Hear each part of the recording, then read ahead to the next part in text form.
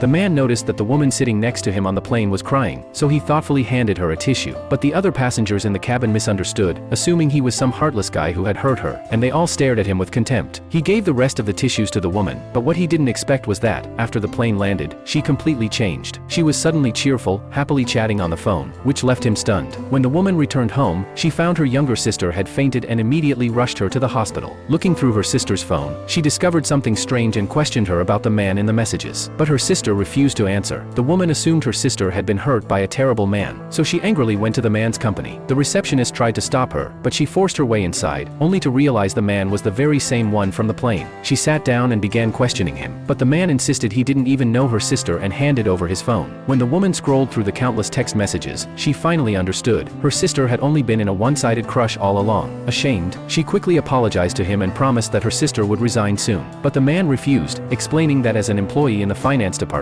she couldn't simply quit during the contract period. The woman had no choice but to leave for the time being. The next day at work, her boss told her to attend a meeting. When she arrived, she realized it was actually a recruitment event hosted by the man's company. Because her colleagues were too nervous to speak, her boss pushed her onto the stage to present. The man sat quietly in the audience, watching her. Nervous and unprepared, she gave only a simple introduction about her company's strengths before stepping down. She assumed the chance for cooperation was lost, but after the meeting, her boss suddenly received a call from the man's company confirming the partnership. On her way home, the man invited her out for dinner. During the meal, he told her that he was the one who had given her the tissues on the plane. That was when she finally remembered. At that moment, the man suddenly confessed his feelings to her. The woman explained that she was divorced, but he didn't care. He simply walked over, wrapped his arms around her from behind, and held her tightly.